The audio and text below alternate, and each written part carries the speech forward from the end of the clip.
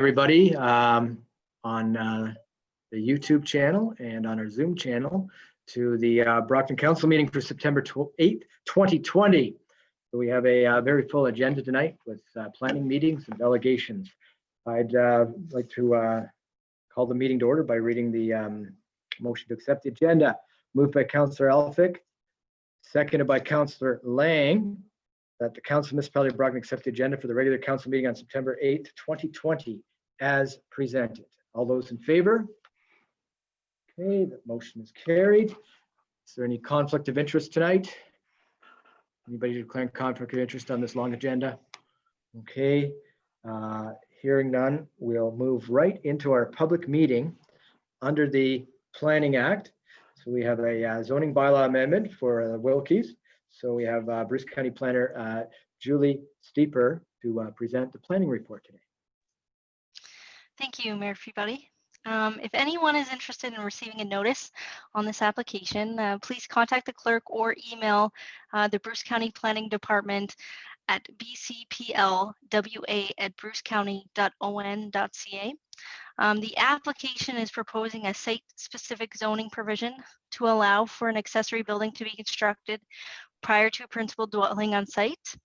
The provision will also address the height of the building. The maximum height for an accessory building is 5 meters. The proposed height is 6.4 meters. The applicant is requesting a relief for an additional 1.4 meters in height. The property is west of Bruce County Road 10. It is located at the corner of Lake Roslyn Road 6 and Lake Roslyn Road 1. The applicant, Todd Wilkie, and Susan Weichel are proposing to build an 18.3 meter by 12.2 meter shed on a 0.6 acre vacant lot. The applicant resides on an adjacent lot at 612 Lake Roslyn Road 6. There are some limitations preventing locating the shed on the same lot as their dwelling. There are elevation changes at the rear of the property. There's the well and the septic at the front of the property. The land is designated to have a high archaeological potential given its proximity to the lake.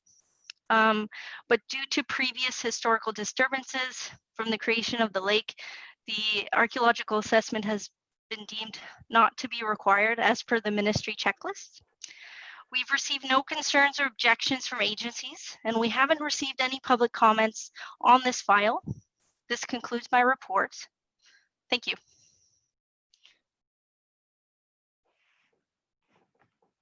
Thank you very much, Ms. Steeper. Are there any questions from council about the report? No? Okay, hearing none. Are there any, I know Ms. Steeper, you mentioned no public concerns. Ms. Hamilton, is there anybody from the public that wanted to weigh in on this? Yes, thank you, Mayor Peabody. I'll just ask now that if there is any attendee who's wishing to participate, to use the raise your hand feature or even a chat feature. So if we can just wait for one moment to give the public an opportunity to do that. See if anybody wants to comment.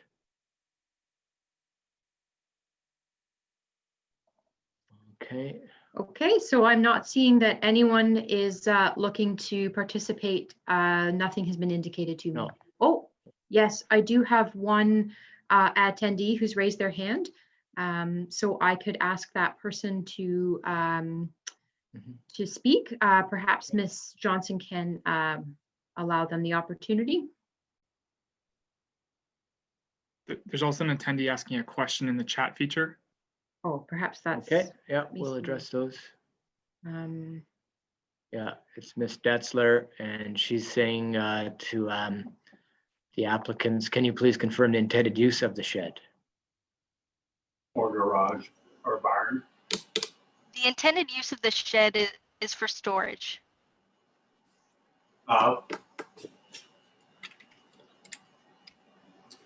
Like for industrial use, like commercial use, personal use. Just for personal use, no commercial use. It's just for personal residential storage use. Okay. Why so big? All right. is the applicant. Does Mr. Wilkie want to address the issue? I do see that Mr. Wilkie is logged on as an attendee, and I do see that his hand is raised. So perhaps we could ask give Mr. Wilkie the opportunity to speak. Hello, Mr. Wilkie. Yeah, so basically it's just for personal use storage, trailers, boats, cars, stuff that you'd normally find in your garage. Okay, thank you. Okay, are there any further questions? I'm not seeing any further hands raised. Yeah. And I can see that the previous participant has indicated thank you. And I don't see any other indication that anyone would like to participate further. Yes, okay, good. Okay, so I now have a motion then to on the application. So I'll read the motion. So moved by Councillor Elphick, seconded by Deputy Mayor Gierzak, that the Council of the Municipality of Brockton has considered and hereby accepts the planning report prepared by Julie Steeper, Bruce County Planner, dated September 8th, 2020, and entitled Municipality of Brockton Planning Report, and further that Council approves the proposed zoning bylaw amendment submitted by Todd Wilkie and Susan Weigel, file Z 2020-39, and authorizes a site-specific bylaw coming forward. Okay.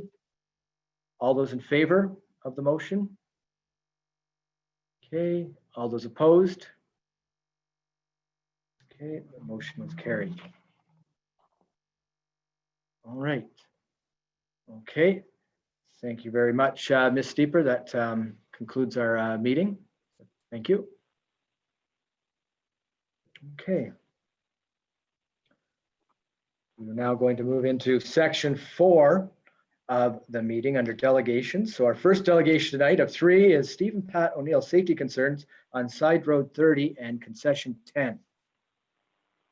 Yes, thank you, Mayor Peabody. I do believe that this delegation requested that they be call in rather Yes. than appearing with their video. So I Okay. believe that we've got them here, and I'll ask Ms. Hamilton, or sorry, Ms. Johnson, if she could allow them to. Yeah, I see their phone there. Okay, welcome to the meeting, O'Neills. We'll now begin the presentation of your concerns on the side road. Okay, can you hear me? Yes, I can hear you. Okay, perfect. Okay, I'm assuming that you have in front of you what we sent sort of something ahead just to kind of give you a background on the situation. It's Side Road 30 again in Brant. I know in the past you guys have put bigger stop signs up and stop ahead signs, Yep. and that has reduced the number of people running the stop signs, but we still have a problem with high speeds between Chesley and Hanover and a lot of reckless passing. I put it at the very beginning that Chesley to Hanover, our road here, Side Road 30, is basically used as a main road to get from Chesley to Hanover. For obvious reasons, in some ways it's faster than going through town where you get slowed to 50 or 70 than 50. So a lot of people do take this road, and there's a lot of traffic on the road. There's a lot of speeding. There's still some blowing through the stop signs, but the thing we've noticed the most is the reckless passing of slow-moving vehicles. It's also, am I going too fast or? No, that's good. Yeah. Okay. It's also, if you drive the road, you'll see there's a lot of knolls and blind hills. And on this road, of course, we have a lot of farm equipment, milk trucks, Amish buggies, a lot of cyclists, and a lot of the Amish kids are out there on their scooters too. So we worry, the reason we've called in or tried to set this up is that we're really worried somebody's going to be seriously injured, especially where our laneway is. We're at concession 10 and Side Road 30, and we know that as you head north towards Chesley, you cannot see to the bottom of the hill after you come through the stop sign, and people still pass. And we see the buggy marks from the Amish people who have to get into our laneway to get out of the way. And that's why we put that we're kind of hoping at the bare minimum that we can, give notice to people that this is a place where you don't want to pass, that a no passing sign is needed. We kind of figured you can't use a solid line because it's a hard top road. And we kind of figured you probably wouldn't want to take all the knolls out because that'd be pretty expensive. So We've also come up with some other suggestions too, reducing the speed to about 60 kilometers an hour between the 12th and 8th concession, and then just putting a sign saying Elmwood Community Center or something like that. That would slow them down a bit, because the logic of this situation is, I think people take this road fully expecting to stop for the stop signs, but they're in a hurry, and they take it because they can go 80 all the way through to from Chesley to the second concession.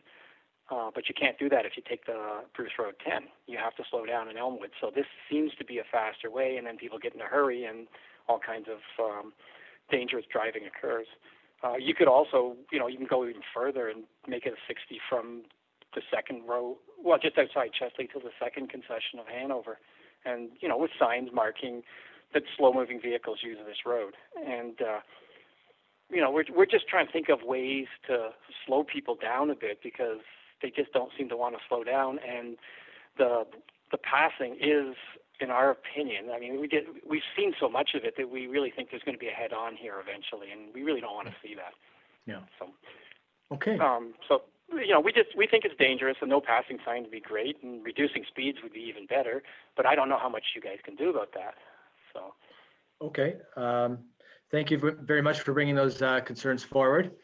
It is unfortunate that people think that is a bypass into Hanover. That's what the county road is built for. We don't have the shoulders on side road 20 that a county road has. It's not really built to that. Yeah. So Yeah. it's good that you brought those forward. Yeah, if you drive the road and look, you'll see there's so many hills that you just can't see over the other side. So it's really not meant. I mean, No. Let's be honest. 80 around here means 90 to 95. So that's a pretty good speed to be going. And we see all kinds of people going uphill. I mean, and because there's so much hardtop, you can't put lines on it. So we don't know. No, not with the chip we're and tie. kind of trying to stop stupid, which is really hard to do. So I'm not trying to be rude, Okay. but that's really what we're trying to stop. So. All right, Mr. O'Neill, we'll now see if any of the councillors have any questions of you. So. Okay, thank you. Is there anybody from council? Deputy Mayor Gierzak has a question. Thank you, Mr. Mayor. No question per se, just to endorse that I do know that is a very hilly road. It is popular with cyclists because it's hilly. As he pointed out, there are no shoulders, very little by the way of shoulders, and it is very difficult. Sometimes the stop signs come upon you very quickly. So it is an area that I think is prone to accidents. So I would certainly support putting up signs indicating that there's cyclists and buggies being used on that road. Thank you. Okay. Councillor Elphick has a question or a comment. Through you, Mr. Mayor, good evening to the O'Neills, and thank you for bringing this concern forward. Like Deputy Mayor Gierzak, I also acknowledge I took a drive myself out down Side Road 30, and definitely something that has, definitely some hills, some blind spots, as mentioned. In the municipality, we have access to our Black Cat radar system, and I think I would certainly like to hear from staff on if there are opportunities to get some more data about what's happening out there on Side Road 30, so that council can make an informed decision, and certainly would support that objective for the time being as well, in addition to increased signage. But it would be great to know what some of those speeds are, when those speeds are occurring, and appropriately we can ask our police services board to make recommendations to our local police service. Thank you. Okay. And Councillor Lang also has a comment or a question. Yeah, more a comment. I just, again, thank the O'Neills for bringing this forward. I've traveled this road twice a day for most of my life, going to Chesley and back to Elmwood, and I do know that the stretch between the 14th and Chesley, just south, very north of our municipality, just south of Chesley, is highly traveled by Mennonite community with the schoolhouse around the corner. So I've known for a long time that is much of a concern. And prior to my time on the Walkerton Fire Department, I did serve on the Elmwood Fire Department, knowing that the 10th and the 30, as we call it, just outside Elmwood, has been a challenging intersection for many years. I brought this up in a previous meeting, at maybe last couple anyways, about looking into rumble strips. And I don't know if the rumble strips would be possible on that type of hardtop or not. I know we were looking at it for the 8th going across 3 at Chepstow, but just a suggestion, I'm not sure. But definitely I would support more signage and potentially rumble strips in certain locations if possible. Okay, thank you. That's good. Yeah, I think we looked at rumble strips before with the stop signs, but because it's hardtop, I don't think you can put rumble strips into that. Yeah. I think that's what they said last time. So I don't know. Maybe they've got something new. Maybe we fixed that up too. Okay, Councillor Lifesaw has a comment. I might as well join the crowd.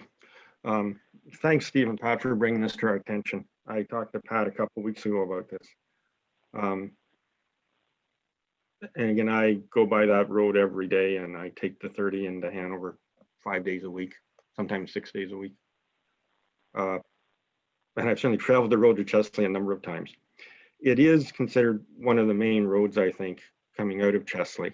It also gets a lot of traffic because it comes straight out of Chesley, and most people don't realize that they can go to the county road by turning left. A number of years ago, I live on the road and I have a farm in the corner as well.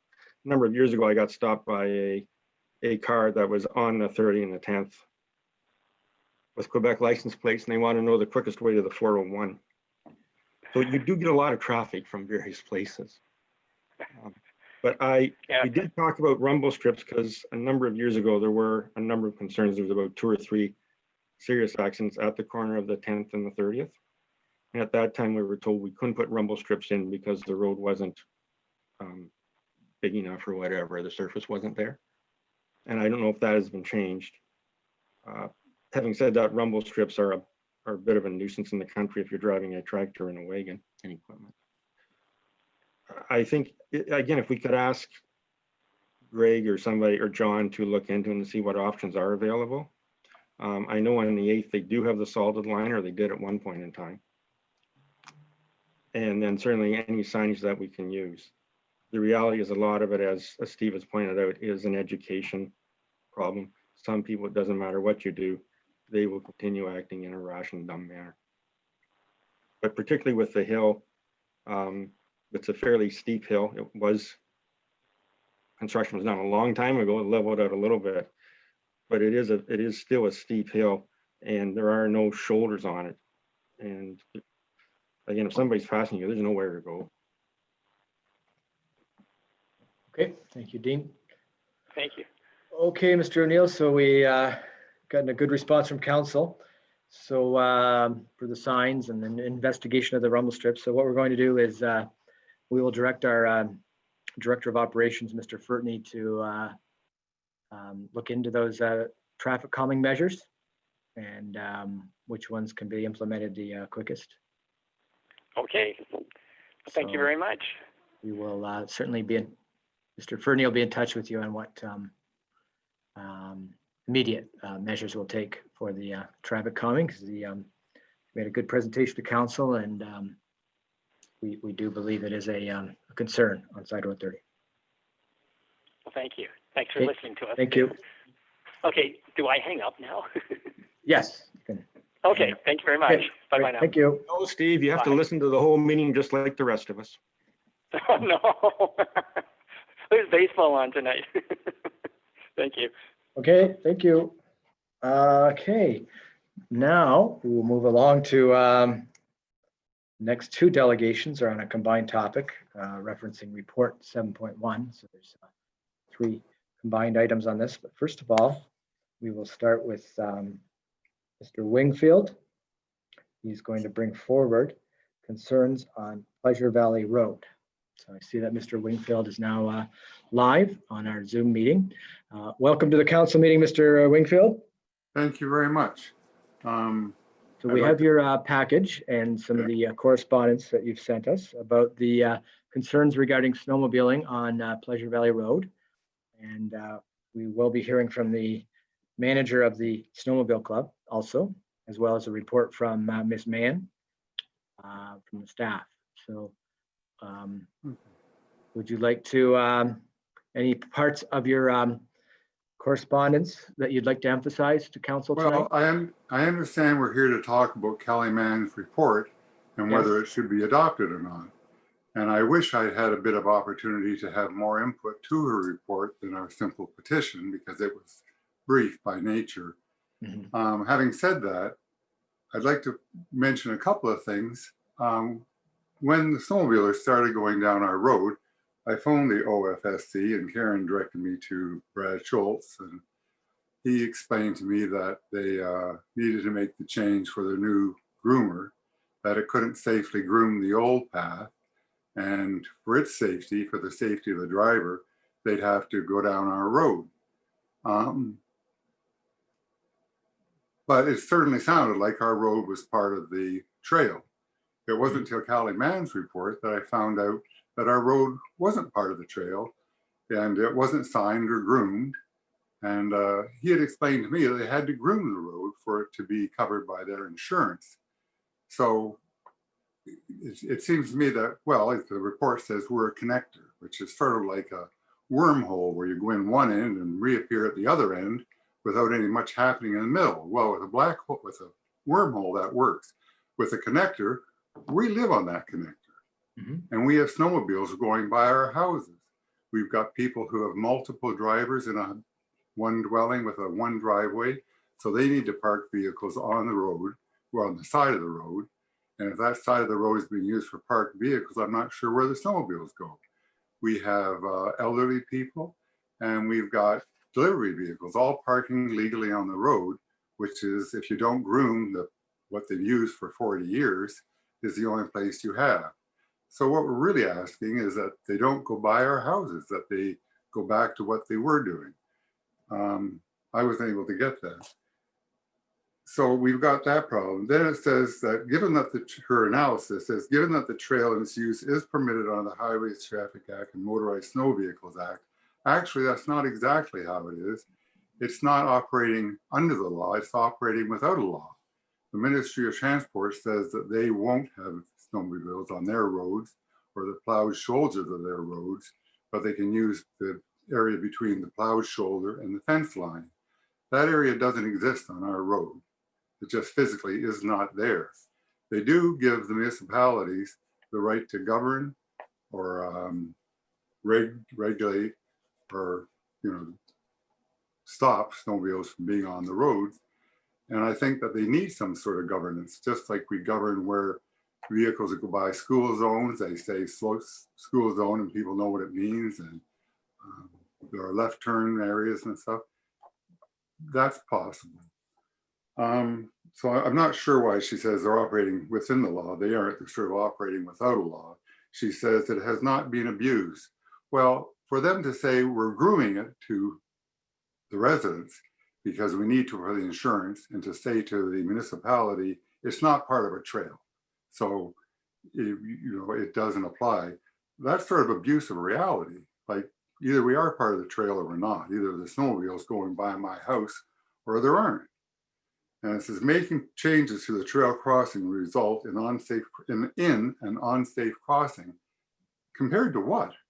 Like you have to state, is this safer than somewhere else? Is there somewhere else that would be more unsafe or more safe? Or that statement by itself, it refers to something, but that's mystical because it doesn't actually refer to anything.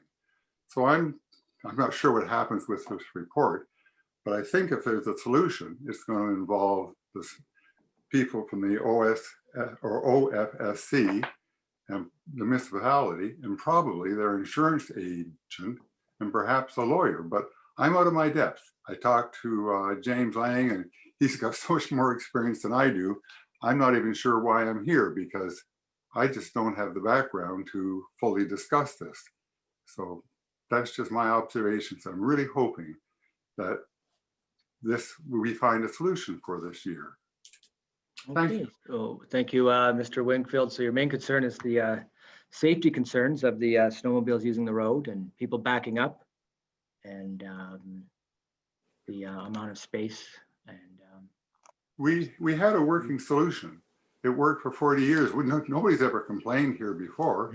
We moved in 2002 and we've had snowmobilers every year and everything's worked out fine, because they didn't go by in front of our house, by and large. They went through the scrub in the median between 4 and. And actually, most snowmobilers did that on their own this year, although it wasn't marked as such by the snowmobile. They say they don't mark it. Well, they do. They don't mark it as part of the trail, but they do put arrows that direct snowmobilers to come down our road rather than go onto the median. Okay. So But by the end of the season, most of them had figured out, we don't want to be on the road. It's not good for them. They aren't happy. Mhm. Nobody wants to drive a snowmobile on a bare road. So they were Right. using the median despite the fact it wasn't, indicated by signs. So I'm not sure why we can't get a simple solution, but anyway. Seems like, okay. Okay, so we know what you're know what you're looking for there. Okay. We'll now hear from the Snowmobile Club. Okay, so Ms. Berdnitsky, I see you there. Okay. Yes, I am. Yes. Yes. Okay, so I believe you've read the report and are aware of the concern about the connector between your two trails there on Pleasure Valley Road. What is the Snowmobile Club's position on the issue? Well, in most cases, snowmobile trails are built across private property with the landowner's permission. And it's really the generous donation of these lands that allow our networks to exist. However, there are situations where roads need to be used as connectors between trail segments. Snowmobile travel on municipal, county, and private roads are allowed under the Motorized Snow Vehicle Act and by the purchase of an annual VAL tag, very much like you do for your automobile. While operating on these roads, snowmobiles must follow the rules of the road set out in the Motorized Snow Vehicle Act and in the Highway Traffic Act. And these rules can be enforced by local police and OPP detachments if they are not being followed. So really, it is always the preference of the clubs to minimize road running wherever possible. But sometimes there just isn't another option. And this was the case last year on Pleasure Valley Road. In order to come north, cross the Saugeen River, riders must use the bridge on Maple Hill Road. When that road reaches County Road 4, it's at the apex of a curb with reduced sight lines and a very deep ditch on the north side of County Road 4. Therefore, crossing the county road at that point is extremely unsafe for snowmobilers, for our trail groomer operators, as well as the east-west vehicular traffic on County Road 4. So in order to cross in the safest manner possible, riders must be directed further east where it is intersected by Pleasure Valley Road. So what happened in 2019, the Hanover Newstead, 2020, the Hanover Newstead Snowmobile Club was unable to direct riders to this crossing through the median that Mr. Wingfield is referencing. The culvert and the ditch work completed by the municipality has made this route unsafe unless there is adequate snowfall to fill in the ditch and to allow snowmobilers to ride over the culvert. The one photo specifically submitted by Mr. Wingfield does show snowmobile tracks in that median traveling between the road sign and the culvert. However, our clubs have to build trail according to the OFSC risk management guidelines, which state that a trail has to be a minimum of 9 feet wide. And there's definitely not 9 feet between the sign and the near edge of the culvert. And attempting to squeeze a trail in between these two hazards could result in increased risk for both the club and the municipality. So Mr. Wingfield actually began reaching out to the Hanover Newstead Snowmobile Club, as he referenced, and the OFSC District 9 office late last winter with his concerns. We have had ongoing discussions with him until, I'd say, late July of this year. During that time, our organizations have made a number of site visits to the area to determine if there was any other options than directing riders down Pleasure Valley Road. And the consensus of the club, the groomer operator, and the District 9 Trails Coordinator is that this decision absolutely cannot be made until snow accumulation begins and we see how much Mother Nature is going to bestow on us every year. So our commitment is from the local club and from OFSC District 9, which we've repeatedly committed to Mr. Wingfield, is that every effort will be made every single year to build a trail in that median if possible. However, if we can't do so because of lack of snow, we can't put the safety of our riders at risk. It's not something we can commit to in the August or September timeframe. Yes. So the eastern portion of that median, the real pinch point then is the culvert, the newly constructed culvert. Yes, that's then correct. ditch. Yes, so that changed things. Now, just one question I had was, that clarifies it, because I did notice when I was out there a few times how deep that culvert is now. On Pleasure Valley Road itself, though, there is quite a large grass median in which the trees are now overhanging it, making it unusable. I had wondered if that was cut back, it would create a much larger surface. There's a large strip of grass there, but I just wondered if that would help the situation. But I think we'd have to go out there and I'll have a site meeting. It's just one solution when I was looking at it. Now we'll open this up to questions from councillors. Okay, Councillor Lang. Thank you, Mayor Peabody, and through you. And my first question is going to be to Karen. Can I call you Karen? Absolutely. Okay, I don't think I can pronounce your last name. Karen, I haven't had an opportunity to talk to you just with the time from when the report came out to now, but I did get an opportunity to talk to Mr. Winfield today. And I've had many opportunities to travel the trails as a snowmobiler and been past there many times. I share and I can totally understand where Mr. Winfield and his neighbors are coming from, having the snowmobilers down his road, as I'm sure you would if you lived on that road. I know definitely I would. And from years past up until 2019, that was the path going through the median. So I had a good conversation, and what I'd really like to see, and again through you, Mayor Peabody, is maybe some support from us with county. This is, I mean, from a county level, county promotes the snowmobiling all over. We do as well in the municipality of Brockton as a recreation outlet. If there's something that we can do working with the Snowmobile Club, Karen and her group, to maybe bring in some fill for a proper pathway that it's safely, it's like going down those ditches for a groomer. It's not possible unless you have that snowfall. But if we can have a trail planned out, it's a much larger groomer, I understand now, than what they used to use. But if we can work together with the county, maybe trim back some trees and completely eliminate having the snowmobiles go down Pleasure Valley Road, that would be something that we could all collaboratively work together, have a committee go out, site visit, and try and have the best path forward for the safety of the Pleasure Valley Road residents, the safety of the operator, but most importantly, the safety of the snowmobilers going through that point. Because that is, if you've traveled the trails or ever been out snowmobiling in Bruce County, going from that south side to north side, that is the only way you can cross, is through Maple Hill. So maybe this is an opportunity for us as a municipality to team with the county and the Snowmobile Club to do something and have a little project, if not a lot, but maybe bring some fill in and have a proper trail going through there so that it's safe for the residents and the snowmobilers.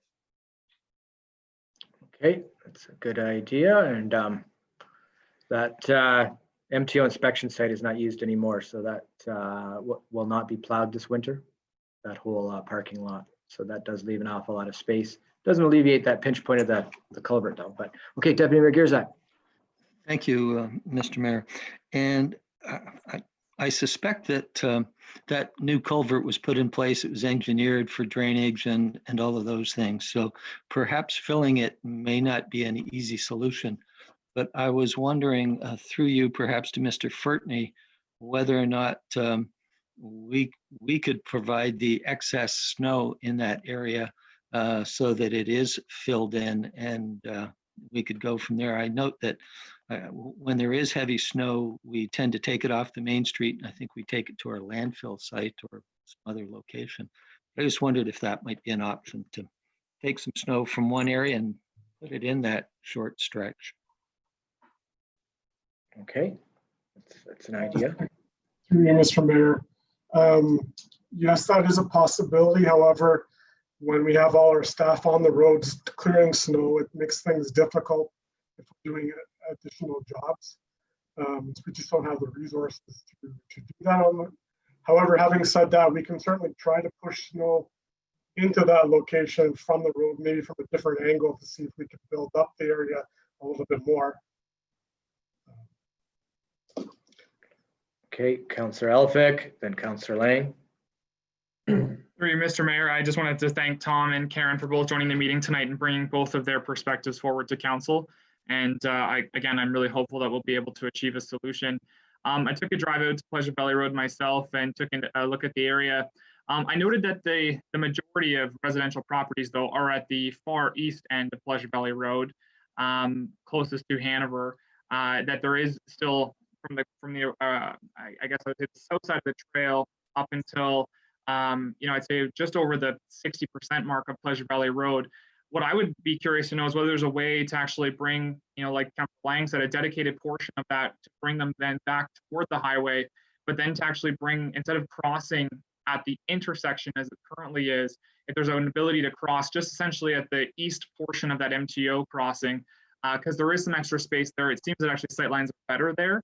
But I think that there's a lot of value to either an additional site meeting or striking some sort of an ad hoc committee to look at this issue and bring something back to council with the input of Mr. Wingfield, with the input, of course, of the OFSC, so that we can consider everyone's interest in this.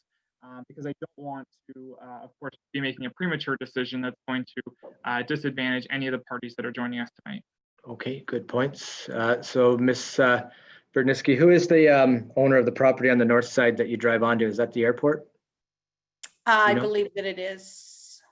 Yeah, okay. So Can there I might be opportunity there. Okay, Councillor Elphick? Sorry, can I just ask you, is it the same property owner that would be part of the property though as you come west? I think it would be based on the. I'm sorry, that question I'd actually have to defer to the local club, but I can find that answer out for you. Okay. Okay. All right, Councillor Lang, you had your hand up. Yeah, and I appreciate Deputy Mayor Gierzak's about the drainage and the culvert being put in, and my suggestion would have been some thought put into it and have some planning to maybe have another culvert put in to have some backfill and have it a designed entry point into that dip. So that's where I was going with that. But I do like the idea if we were to move snow around, like Greg said, there would be a challenge based on where it is. Second thing would be, if we were going to do this, and I like the ad hoc committee that Tim talked about, I would like to see this done this year because these residents have been, this last year has been, and it is, some from the photos and talking to Tom, there is an opportunity still yet. It's not snow and we have some time. I think we need to do this year and make this a priority and work with the club. But I think county needs to be involved in this too. County, when they did the culvert, they didn't really need to reach out to the club, but it wouldn't have hurt, for the residents being there as well, for people to be included from a communication standpoint. Again, we do promote snowmobiling as a recreation in our county, so in our municipality. So I think we need to make a priority, and I'd like to see this a priority prior to this season, so that those snowmobilers are not going down Pleasure Valley Road. Okay, so we've got lots of ideas there. Deputy Mayor Gierzak. Yeah, I would just like to support Councillor Lang's suggestion in that with the current COVID situation, we know that people are looking for outdoor activities to be involved in and using our rivers more than they have in the past. And I suspect if there's snow, they'll be trying to use our snowmobile trails more as well. So if we can get it done early this year, that would be great. Yeah. Okay, Councillor Lifeso. I'm actually hoping there won't be any snow this year. It's a slightly moot point. I think everybody's basically on the same thought wave here. Certainly, I think that if at all possible, we should not have the snowmobiles use the road. both from a safety point of view for all operators on the road, as well as where on the road. Having said that, I think we also recognize that snowmobiling is a key tourist and economic factor in the community. So I agree, like if we can set up a task force, as Councillor Elphick and others have suggested, certainly get the county involved. There may be money through tourism. I would support all those options. Although I'm still praying for no snow from a purely personal point of view. Okay. Ms. Hamilton, you. Yes, through you, Mayor Peabody. Just wanted to note that generally speaking, if we did have a committee or a task force, I would want to put some parameters around that and make sure that we had, solid terms of reference, very solid mandate for that committee. We need to look at who the membership should be, who the chair should be, what the expectations of council would be in terms of minutes, etc. And so I'm just looking for some direction on council on what you would see the next steps being for staff with respect to this plan. Well, I guess what I'm thinking, Fiona, is how complicated it is. I mean, there's been some solutions offered which don't seem to be too complicated or require a committee. Councillor Elphick's concept of a reroute, if that indeed is the corner of the airport property, I don't think that would be very difficult to achieve, to do the reroute. And crossing at the tip of the former MTO inspection station does provide a safer crossing because it's farther away from a curve in the road.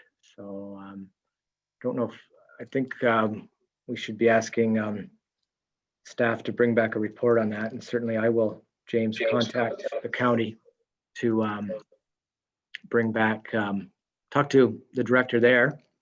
I already did talk to him about the that location. He was very cooperative. So I'm sure that if Mr. Peltier had some concrete ideas, requests from us, he would accommodate us.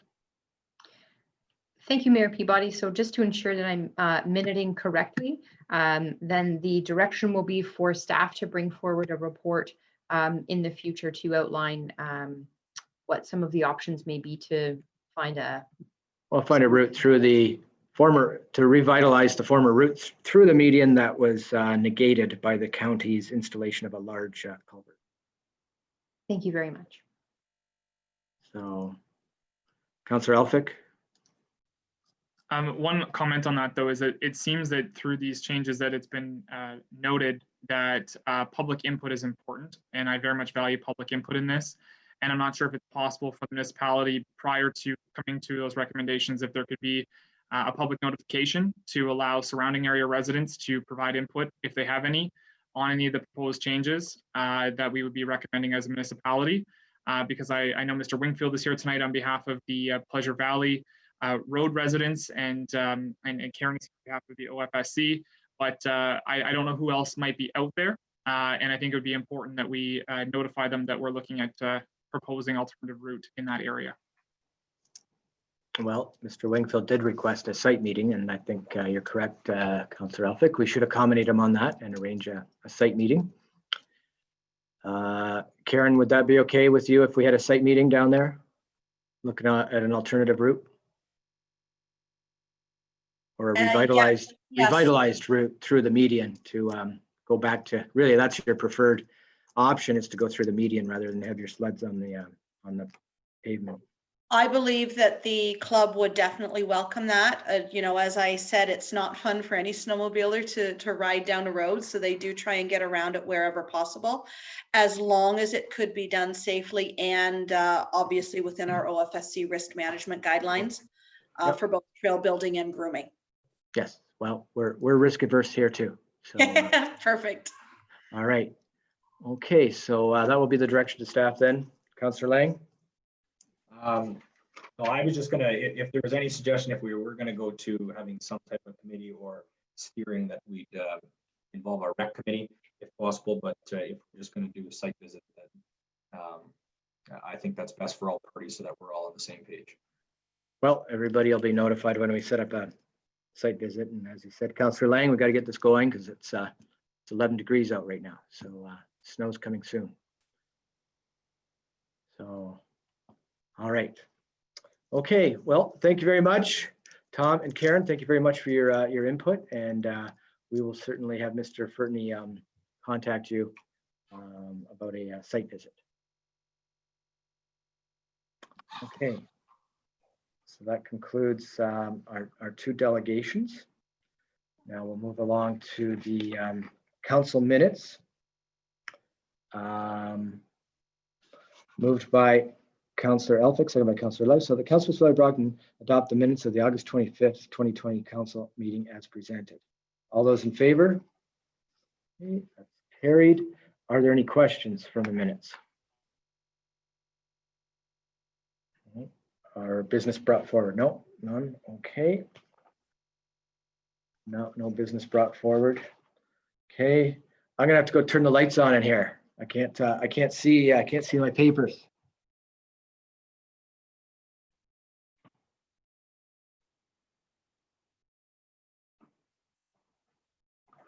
All right. It's a sad day that I have to turn the lights on at 7:47, not 9:30 like in July. Okay, so moving along then, we have we'll move to section 7. So we have a report here. So we already have given staff direction on that. Ms. Hamilton did describe that. So Ms. Hamilton, would you like to reread that? And then I guess we'll just vote on that to formalize what the direction was. Certainly, thank you, Mayor Peabody. So perhaps the motion could be amended to say that they accept that council accepts the report for information purposes and further directs staff to bring forward a report after a site meeting is held to determine whether the trail can be rerouted to improve safety along that corridor. Yeah. Okay, very good. So we'll have Councillor Lang move that and seconded by Councillor Elphick. Okay, all those in favor? Okay, that motion's carried. Thank you very much, everybody. Okay, August water and wastewater maintenance report. Moved by Councillor Lifeso, seconded by Councillor Elphick, that the Council of Valley Brockton hereby receives report number UT 2020-13, August 2020 water and wastewater maintenance report prepared by Greg Fertney, Director of Operations for information purposes. Any questions? All those in favor? Oh, Councillor Lifeso. Sorry, just a question about the Fisher Dairy sewage pumping station where there have been apparently some issues. Just want to confirm that one we still have not assumed. That's still the development responsibility. Mr. Fertney. Mr. Mayor, no, we have not as of yet assumed that subdivision or that pumping station. We're still kind of waiting to see how we've changed some things up at the pumping station, so we're hoping that will solve the issue. Okay, thanks, Greg. Okay, thank you. All those in favor? Okay, that motion is carried. Okay, recycling agreement. Moved by Councillor Elphick, second by Deputy Mayor Gierzak, that the Council of Valley Brockton hereby receives report number PW 2020-27 OES to EPRA Electronic Recycling Agreement prepared by Greg Fertney, Director of Operations, and doing so authorizes a bylaw coming forward to enter into agreement with the Electronic Products Recycling Association. Any questions? Okay, all those in favor? Okay, that motion's carried. Gray Transit Route. Moved by Councillor Lifeso, seconded by Deputy Mayor Gierzak, that the Council of Valley Brockton hereby receives report number PW 2020-26 Gray Transit Route Durham to Walkerton prepared by Greg Fertney, Director of Operations, and doing so approves a bylaw coming forward, entering into a bus stop agreement with Gray County. Okay, questions? Councillor Elphick. Thank you, Mr. Mayor. So in considering the report, I generally and very much favor the transit and the idea, and about Walkerton, of course, being a participant in this Gray Transit route. The concern I have, though, is about the location of the proposed bus stop. And I know it's a temporary thing until we assess ridership and that sort of data will be coming forward. But the proposal is to place it on Scott Street between Jackson and Peter Street, I believe it is. And I think that that's probably one of the more busier corridors, especially during the times that are proposed being Monday and Friday. I know I was down there last Friday. You couldn't even get a parking space on the post office, municipal office side of the road. And I worry about if we are going to be eliminating parking spaces along that stretch and also needing to have sufficient parking available to riders if they're going to be parking in that area of the community in Walkerton. I'm wondering, and through you, Mr. Mayor, if Director Furtney might be able to comment about other areas that were assessed, and particularly, I'd like to know if we can consider looking at the Scott Street section between Victoria and Colborne, where there's a municipal parking lot already there, so there'd be sufficient parking for anyone who's on the bus riding it, and it's also still connected to downtown, allows the bus to have good maneuverability through Walkerton. Because they'll be coming in and heading back east. So I'm wondering if Director Furtney can comment on other areas that were assessed, because certainly right now I have some concerns with the proposed location, because I don't think it's going to be a great spot. Okay, that's a good question, Mr. Furtney. Through you, Mr. Mayor. Yes, we did look at several other locations. Jackson Street by the BMO Bank, at the library, at the Legion, and of course here on Scott, which is where we kind of settled on for the time being. We're certainly open to discussing with Grey County again an opportunity at Victoria and Colborne Street should council direct me to do so. That would actually change the existing bylaw.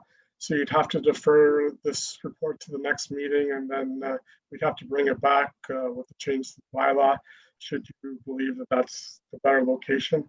Grey County has been really great in dealing with this whole project, and they're very open. These are only temporary solutions until we get some more ridership feedback. And we'd be even the signage would be mobile. It would not be fixed or permanent at this point. And based on ridership, they've even suggested that we could do multiple stops within Walkerton going forward should we need to or wish to. They were very open to that. So when we looked at these sites, we looked at the width of the road, spacing for parking, snow removal considerations, and then easy access to turn and to get back onto Durham Street. So we chose the Scott Street one because everybody comes to the municipal office and or the post office. It's kind of off the beaten path because Durham Street is a very busy road, and it's very difficult to turn left off of Durham Street Road when you're heading to the west. So we did look at some of these options, and Scott Street may not be the perfect solution at the present time, but we're certainly willing to look at alternatives. And again, if council wishes us to do that again, we can do that with Grey County, and I could bring back a report should you require me to do so. Okay, so what do people think of the Scott Street location? Any other feedback other than Councillor Elphick? Councillor Lang?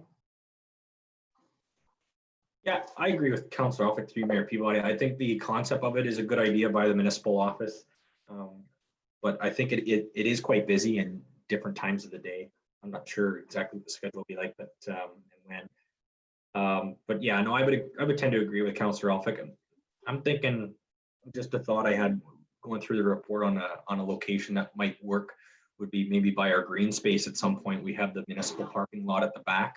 I don't know if on the main drag out front of Walker's Landing would be conducive, or out the back side where we have the lot. Again, now that Greg's bringing up the snow removal and the width of the road, I'm not sure if that would be possible, but that was just maybe a suggestion to promote our green space while people wait. But just a thought, yeah. But as far as where the location is right now, I would support Tim. And having an location. Yeah, I didn't hear you. You cut out there. I'd support Tim and maybe moving the location. Okay, all right. Any other feedback? Deputy Mayor Gierzak? Yes, I would support Councillor Elphick's suggestion as well. It is a trial phase. We'll gather some information and perhaps have a better idea in the future. But it was one of my concerns as well, that there may be some people that require parking and we'll see what kind of issues that raises for us. Thank you. Okay. Anybody else? Okay, I think that direction then is clear. Mr. Fernie, I think we could still vote on the motion because it authorizes a bylaw, but then we would have to just change the bylaw for the next meeting. Pull the bylaw today. Okay, all those in favor of entering into a bylaw with Grey County? Okay, motion is carried. Fees and charges, moved by Councillor Elphick, seconded by Councillor Lifeso, that the Council hereby receives report number FIN 2020-2821, fees and charges prepared by Trish Serratori, CFO, for information purposes. Okay, any questions on the report? No. Councillor Lifeso. Just a couple. And we've probably had this before. I noticed there's a fee for a dangerous dog. And I no longer have a dog, but an OPP officer declared one of my dogs dangerous, even though it really wasn't.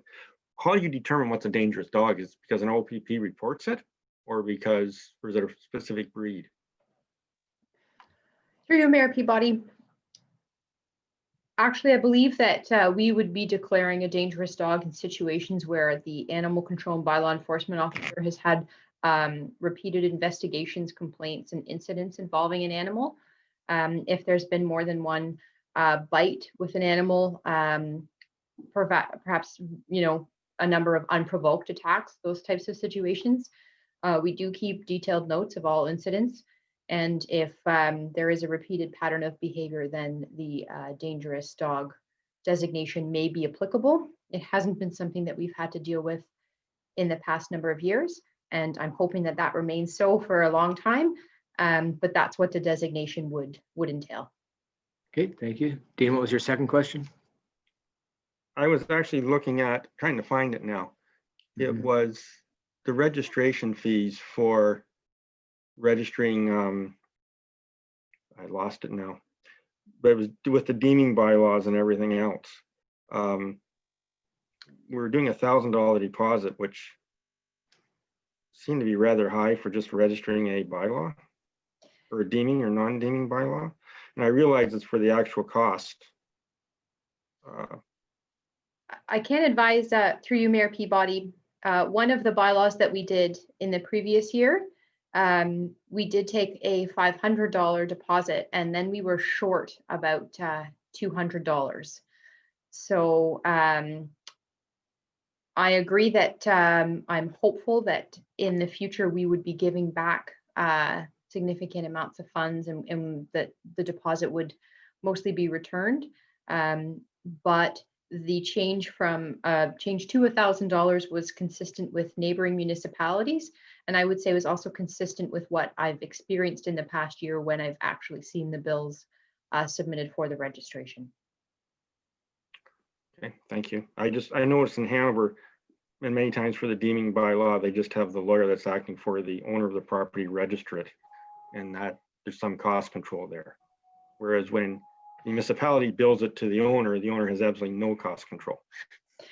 And I'm certainly open to a regime in which we give people the option of what regime they're most comfortable with, which we have done in the past as well. And at least one of the deeming bylaws we did last year, where we did ask someone if they were more comfortable getting their own solicitor or if they wanted to use the municipal solicitor. So perhaps that's a conversation that I can have in more depth the next time we have a deeming bylaw. Okay, Councillor Elphick.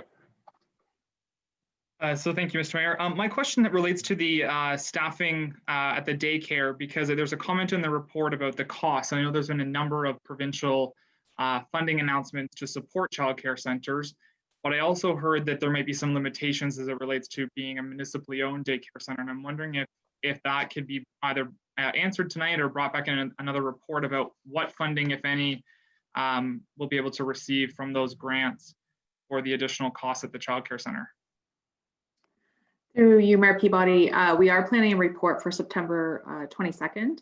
I don't know that we'll have all the answers, but give a better picture of what we know financially.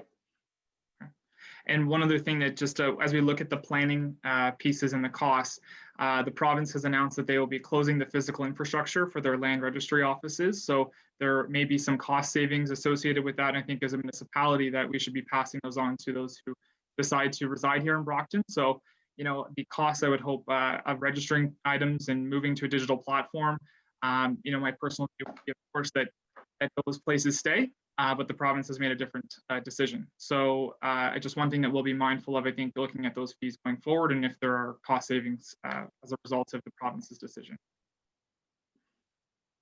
Okay, thank you. Councillor Lifeso. Sorry, I was going to bring up closing of the registry offices in other business, but there's going to be absolutely no cost savings with the registry offices closing. It's going to be any increased cost for other than electronic. Okay, thank you. Councillor Lang. For this report, I just more a comment. I want to thank Trish and her staff. I think this is it was a great report with very much of the unknown moving into 2021. I think this is good for our residents to see as we try and navigate through next year. And so I just want to say thanks to Trish, her staff, senior staff, and everybody involved in this report. Okay, thank you, James. Okay, any further questions? Okay, all those in favor of the report? Okay, opposed? Okay, the motion is carried. Okay, fair tax moved by Councillor Lifeso, seconded by Deputy Mayor Gierzak, that the Council of the Municipality of Brockton hereby receives report number FIN 2020-29 fair tax grant match grant application contract renewal prepared by Trish Serratori, CFO, and in doing so authorizes the updated grant application agreement as presented by Grant Match Corp, formerly known as Fair Tax, and authorizes a bylaw coming forward to authorize signing the agreement. Okay, questions about grant match?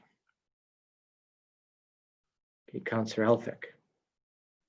Thank you, Mr. Mayor. And to Ms. Serratori, I think it was a great report. Thank you for the additional background on Brockton's relationship with Fair Tax and Grant Match Corp that we've had.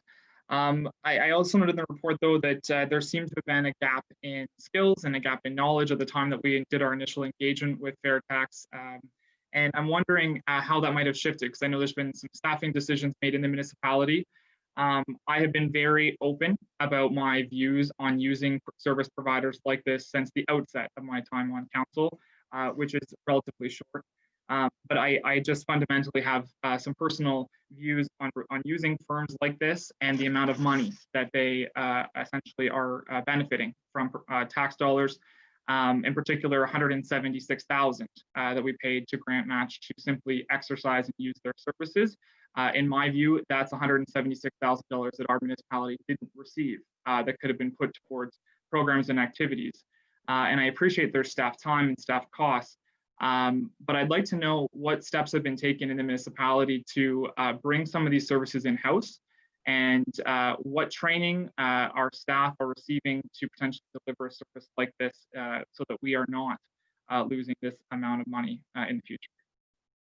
Okay, thank you, Tim.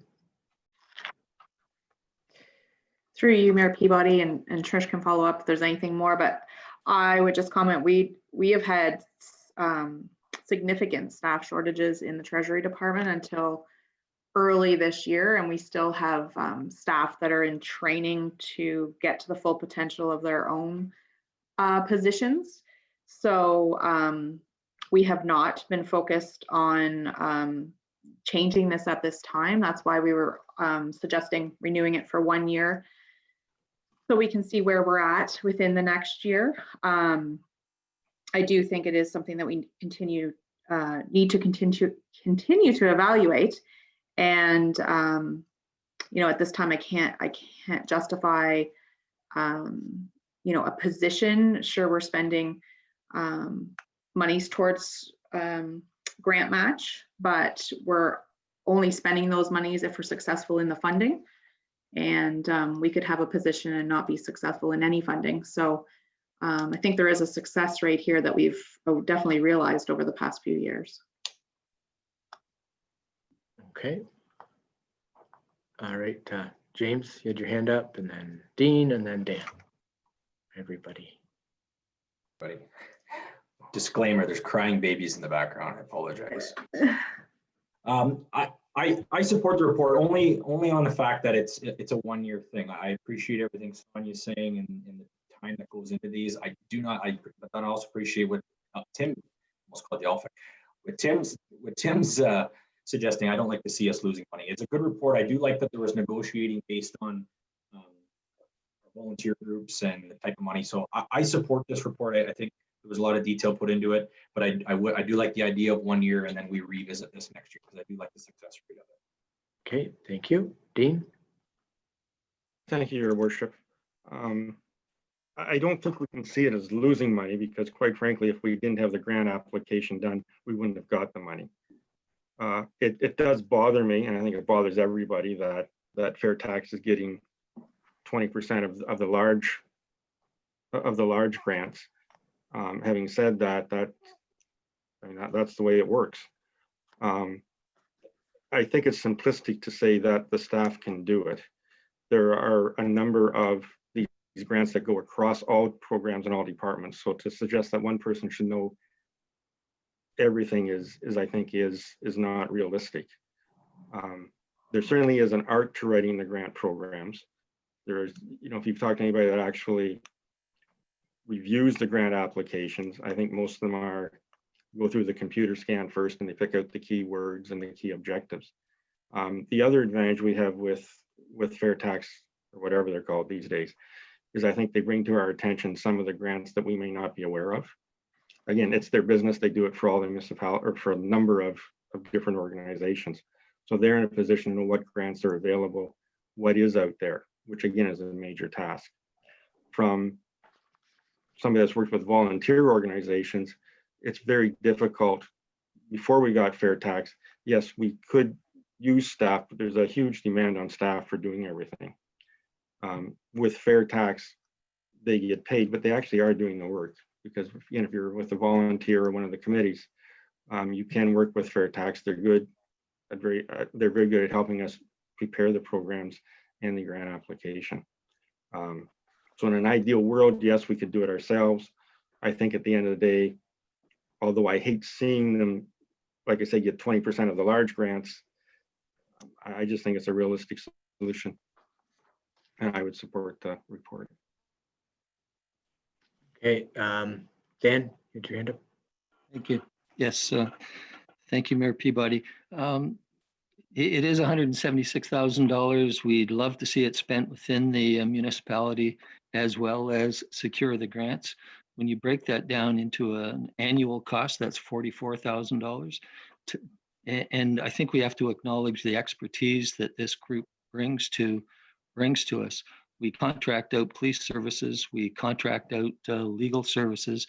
There are a number of things that we contract out because people simply have expertise that we don't have. So in this case, $44,000 a year to bring in-house service.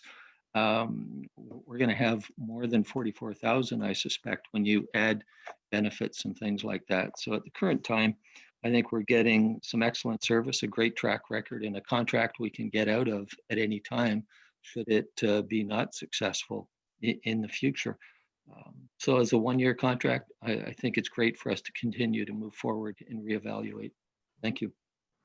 Okay, and I agree with Tim that it does seem it is quite unpalatable that these grant applications for provincial monies are so complicated that it takes a lot of staff time and that you have to hire somebody who's an expert at this. I think that's fundamentally wrong.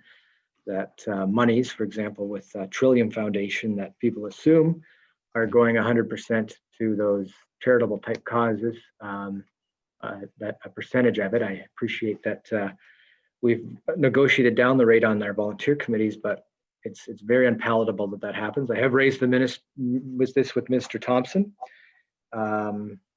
She was sympathetic to the whole issue of making the grant writing more accessible. They did issue a number of grants which did have no strings attached, if people remember that. So there was, but it's certainly by no means a reform of this system. So going forward 1 year, I think that's it makes sense to go forward 1 year with a renegotiated deal, but also going forward, I really think that this system is it's really not very palatable, that everything's so complicated you have to hire a professional. Okay, any other comments? Yes, Councillor Elphick. Yeah, I'd certainly just like to see the municipality have a plan to offset the usage though of this group. So, if we're going to be spending this much on specialized firms, I think that there's opportunities for us as a municipality to bring some of that service in-house. So it would certainly be something that if we're going to renew, and it seems like the will of council to do so, that we try to work towards at least less reliance on this group. And I respectfully disagree with the success record of this group. It's about a 40%, high 30% success rate. So you know what, if we had a staff person dedicated full time to this, I think that their success rate may in fact overachieve what the specialists in the field are getting. So I think that as a municipality that we should be really seriously giving consideration to either training a number of staff in finance, or a select group of staff in finance that may have talent and specialty and interest in grant writing, and of course recognize their work for doing so. But I think again that they're dedicated then to us as a municipality, whereas this group is, of course, we're talking about them annually to renew their contract. So those are my comments, and I appreciate the time the staff have put into this report, and thank you. Okay, thank you. Okay, so we'll call the question then. So all those in favor? Okay, opposed? Okay, motion is carried. HVAC, moved by Councillor Lyso, seconded by Councillor Lang, that the Council of Municipality of Brockton hereby approves report number REC 2020-15, emergency replacement of rooftop HVAC units, Walkerton Community Center, prepared by Mark Coleman, Director of Community Services, and in doing so approves the quote from MK Shop for 2 RTUs in the amount of $21,700 plus HST. Okay, Mr. Coleman, any comments on that? No, just unfortunate timing. Thank you, Mr. Mayor, and to members of council. Just unfortunate timing as to the life cycle of this equipment, as noted in the report. It was beyond life cycle. We did get more than full life of the 2 units, and they are critical to the heating and cooling of a large part of the building, yes, which is still being used by staff and or groups for meetings internally within the municipality. So, okay, pretty straightforward report. Any questions? Councillor Lang? More comment, Mark. Thanks for the report and finding the funds that this isn't going to affect our budget a whole lot. But yet again, just another thing at our arena out of that Band-Aid report that we really need as a council to look at planning for our next facility. I know there's money being set aside, but now's the time to at least get a plan in place so that when provincial and federal funding comes down the line, that we have something concrete that we can make that transition positively with something in place. But just yet again, another example, just a comment. But again, thanks, Mark, for the report, and we'll put another Band-Aid on the old girl. Okay, thank you. Okay, all those in favor? Okay, opposed? Motion is carried. Strategic plan moved by Deputy Mayor Gierzak, seconded by Councillor Lyso, that the Council Municipality of Brockton hereby receives report CAO 2020-16 Brockton Strategic Action Plan 2025 prepared by Sonia Watson, CAO, and in doing so approves the CAO authorizing an agreement with Bill Weingart and Associates for work related to Brockton Strategic Action Plan 2025 in the amount of $14,850 to be funded by provincial one-time funding to initiate in 2021. Okay, Ms. Watson. Through you, Mayor Peabody, this is an update for council. I guess today, I decided I would be recommending that due to some of the staffing changes that are being discussed in the closed session now, I'm recommending that this project be deferred to 2021, just knowing our staff limits, and I'd like strong input from the whole senior management team. Okay, Councillor Elphick. Thank you. Through you, Mr. Mayor, to Ms. Watson, are there limitations on the provincial one-time funding if there was a deferral of the project? That is a good question. Trish, do you? Through you, Mayor Peabody, no, there is no restrictions on the funding. It's set aside in a reserve fund and to be used whenever we need to. Okay, so no deadline. No deadline, no. Thank you. Good. You're welcome. Okay, Deputy Mayor Gierzak. Thank you. Yes, I would just like to support our CAO Watson, a very timely reversal of decision and certainly an indication that you really understand your staff and the community, and that the willingness to make a very timely decision, I think, is highly commendable. So thank you, and I certainly support this. Okay. All right. All those in favor of the motion? Okay. Opposed? What was the motion? Sorry, is the motion not to approve the recommendation? Yeah. We go ahead. Well, 2021 it says, right? We added just to the end of it, but it be moved to 2021. Okay, that's fine then. The wording changed. I should have mentioned that. 2021. So it's moving it down the road rather than tabling it, I think. Sorry about that. Should have flagged that change. Okay, so it says in the amount of $14,850 to be funded by provincial one-time funding to initiate in 2021. Okay, all those in favor? Okay, motion is carried. Municipal drain tender, moved by Councillor Lifeso, seconded by Deputy Mayor Gierzak. Councillor Svalli Brockton hereby approves report number drain 2023 Cooling municipal drain tender prepared by Sarah Johnson, Junior Deputy Clerk, and Fiona Hamilton. Clerk, and in doing so approves a bylaw coming forward to accept the tender from Robinson Farm Drainage Limited in the amount of $39,098 plus HST for the construction of the Cooling municipal drain in 2020. Okay, all those in favor? Dean, did you have a question? Maybe I called it too soon. Yeah, I was just curious as to how many other tenders there were. Okay.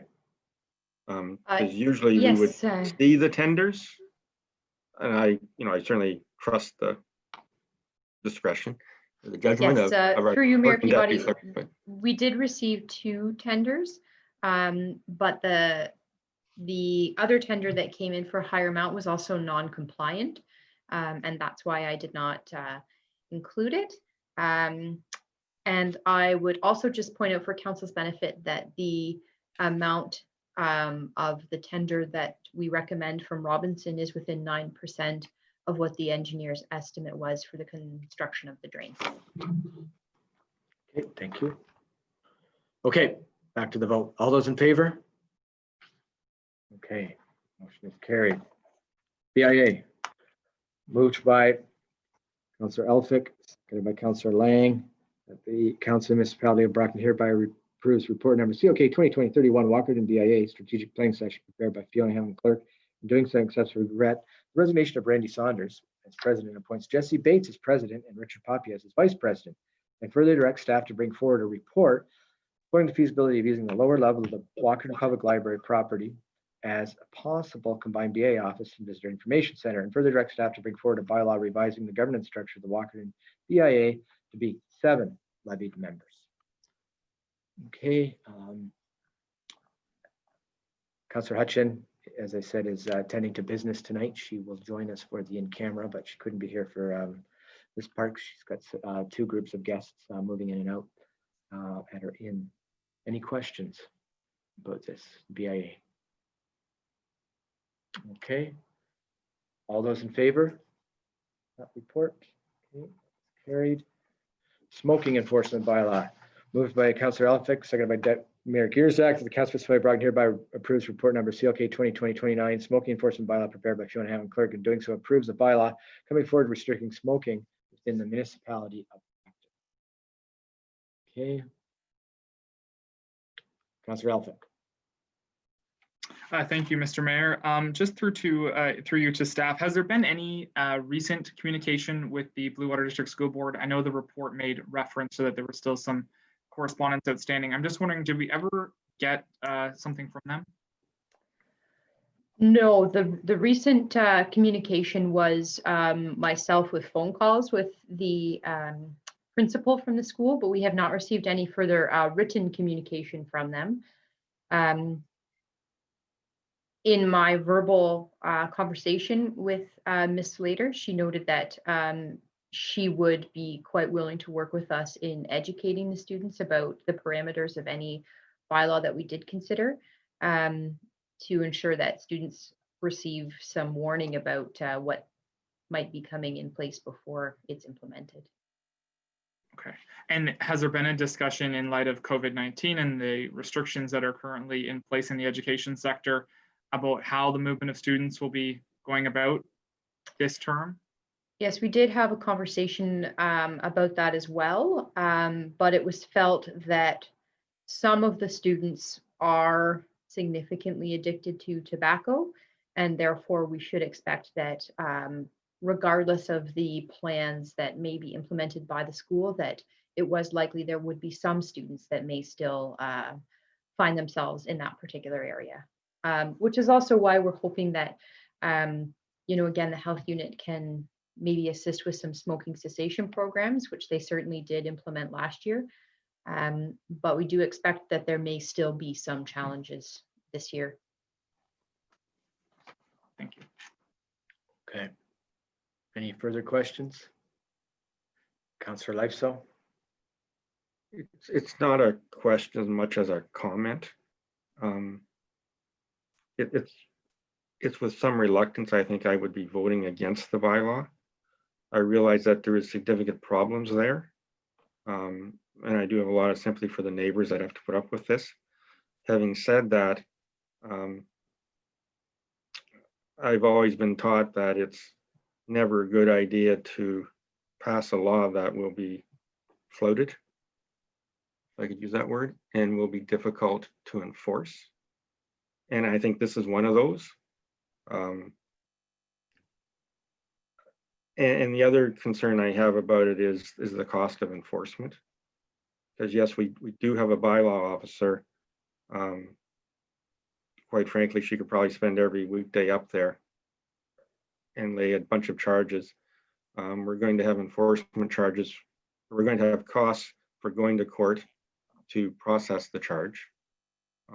And again, in many of these cases, I have no idea how you're ever going to collect a fine, given that they are potentially minors, which is a whole nother issue when you start charging minors. But so I think it's a really, really valiant attempt to reach a solution. I just don't think it's a realistic solution. Unfortunately, I don't have any other alternatives, but I do think that doing a bylaw like this would be very difficult to enforce and to make it. I just don't think it's workable. Okay, thank you. All right, well, it's any other comments? Okay, so it's we'll work along at that at the draft. Okay, all those in favor of bringing forward a bylaw? Oh, Dan, did you have a question before? No, okay, all those in favor? All those opposed? Okay, so the motion is defeated. Okay. Fiona, did I count the numbers right there? I think it was, yeah, count them right. Yeah, okay. Yes, you did, Mayor Peabody. Yep, no, just want to make sure. Yep, thank you. Okay, moving along to the public notification regarding the McGivern Street reconstruction in front of the hospital and the Bruce Lee Haven. We have a motion for the accounts moved by Councillor Lang, seconded by Councillor Lifeso, that the Council Municipality of Brockton approve payment of the accounts in the amount of $693,209.12. All those in favor? Okay, motion is carried. Okay, information items, moved by Deputy Mayor Gierzak, seconded by Councillor Elphick, that the Council of Municipality of Brockton hereby receives all items provided in section 11 information. All those in favor? Okay.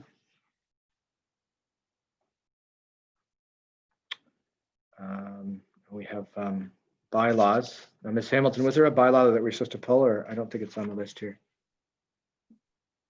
Yes, through you, Mayor Peabody. The The County of bus Bray stop. bus stop bylaw. Yeah, yeah, so we'll pull that one. So we'll read that one. Okay.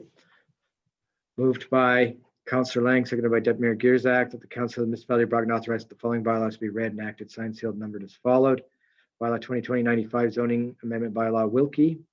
Bylaw 2020-96 electronic products recycling association agreement bylaw. Bylaw 2020-98 grant match corporation agreement bylaw. 2020-99 Coolene municipal drain tender acceptance bylaw. All those in favor? Okay, that motion is carried. Moving on to Barry's construction. Moved by Councillor Lifestyle, seconded by Councillor Lang, that the Council of Municipality of Brockton hereby supports the application of Barry's Construction Installation Limited for an extension of the lapsing date for draft plan of subdivision for 1 year. That was filed with the Bruce County of Bruce and dated August 21st, 2020. Any questions? Okay, all those in favor? Motion is carried. Bylaw on Barry's, moved by Councillor Lifeso, seconded by Deputy Mayor Gierzak, that the Council of Municipality of Brockton authorized the following bylaw be read and acted, signed, sealed, numbered as followed. 2020-100 Barry's Construction Installation Limited Payment Extension Agreement. All those in favor? Okay, it's carried.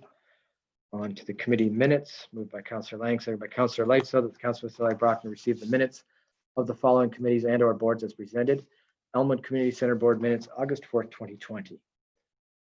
All those in favor? Okay, that's carried. Moving along to the new business brought forward by councillors. Is there any business brought forward? Councillor Lifeso? Just to pick up on what we had talked about earlier, about the closing of the registry offices in the counties. Once again, given that the registry office is situated in Walkerton, and although not directly tied to the courthouse, there's sort of the implication that each one should have a courthouse and a registry office. I am concerned about the registry offices being closed. I'm not sure it's completely municipal, but again, given that it's in our municipality, it will impact service. There's no question about that. And I would like to do a motion requesting that the minister reconsider. However, having said that, after what I said in the smoking bylaw about doing ineffectual stuff, that would probably rank right up there.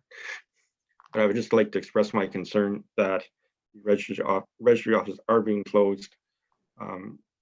It's a concern because we do have one in Walkerton. It will cause increased problems with service for developers and for real estate lawyers in particular. Okay, no, that's a good motion to bring forward. It does seem to be but that courthouse facility, death by 1,000 cuts, just keeps eroding away, chipping away slowly at the importance that facility had to the county and to Walkerton. So it's very discouraging. And the last, well, I've had focused on that facility with 3 meetings with the Solicitor General, Minister Jones, and have emphasized that each time the importance of that facility to Walkerton. So it's something that we need to keep working away at so that we doesn't totally slip away from us. So thank you, Councillor Lifeso, we'll bring that forward next meeting. Councillor Lang. Through you, Mayor Peabody, I do have some business brought forward, but I'm just looking through, maybe it's a code of conduct thing that if you would grant me the opportunity to bring it forward in closed session, if possible. I just want to make sure that I'm following the rules. We'd have to, well, we'll have to, I don't know if the agenda's already set for the closed. So you can't really change it now. But you can put it on for next meeting. if you want it in camera. It's just it's a process, more policy, I guess, but I'll maybe, yeah, maybe I'll look at next meeting. I'll talk to Fiona and see what my office can bring forward a motion. Sure. Yeah. Okay. At either component. Okay. Any further questions? Business brought forward, rather. Okay. I'd like to take this opportunity at the end of the meeting to thank all of our teachers, educational assistants, secretaries, administrators, and custodians for their efforts in getting the schools open.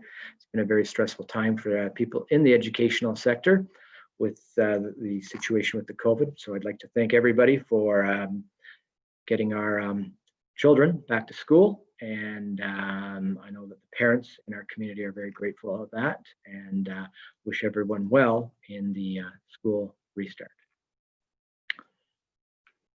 Councillor Lifeso? And we add bus drivers to that as well. Oh, I should have said the bus drivers. Yes, that's a concern too. Thank you, Dean. I should have added the bus drivers. Thank you for correcting me. And one of the high schools here is short two. So that is a concern.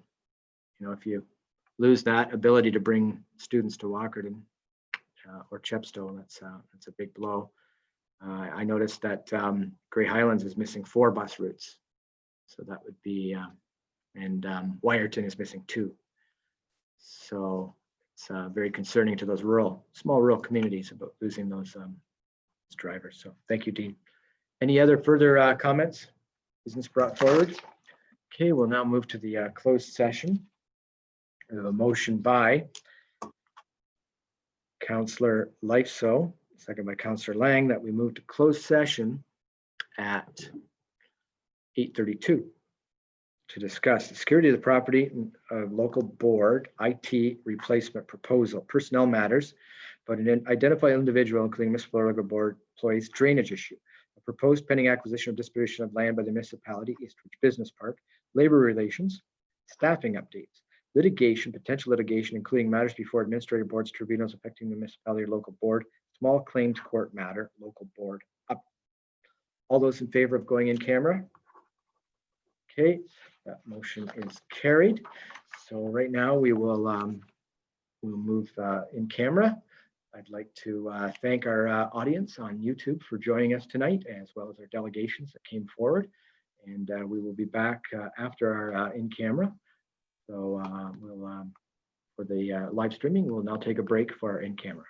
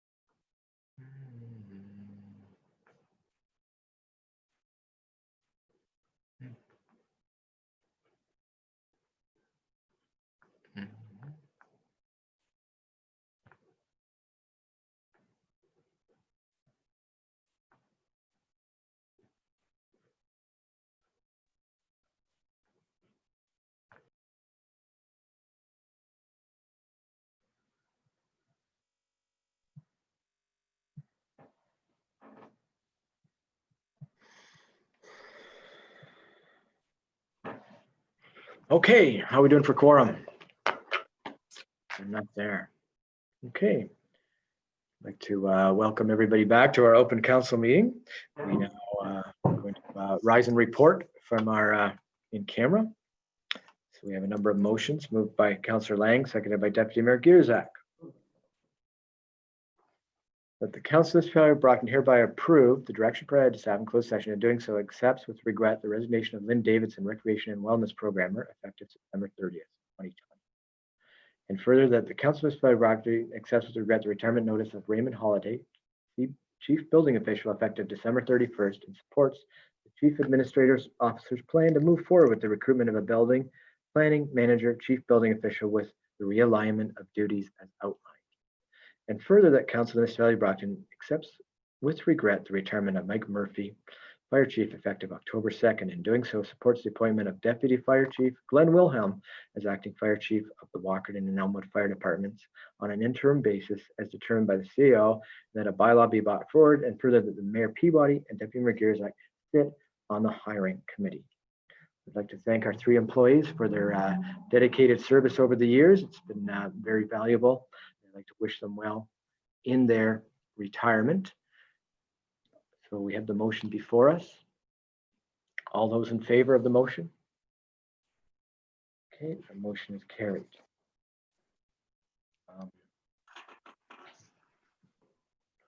Second item of business, moved by Councillor Hutchins, seconded by Councillor Elphick, that the Council of the Municipality of Brockton authorize the following bylaw be read and acted, signed, sealed, numbered as followed. 2020-101 Peter Lorick Agreement of Purchase, Sale, and Bylaw. All those in favor? Okay, that's carried. Confirmation of proceedings. The Council of the Municipality of Brockton authorized the following bylaw be read and acted, signed, sealed, numbered as followed. Bylaw 2020-102, September 8th, 2020, confirmatory bylaw. All those in favor? Motion is carried. Motion to adjourn. Moved by Councillor Elphick, seconded by Councillor Lang. The Council of the Municipality of Brockton does now hereby adjourn at 9:54 p.m. to meet again on September 22nd. All those in favor? Motion is carried. Okay, thank you very much, everybody, and good night. Have a great evening. Great.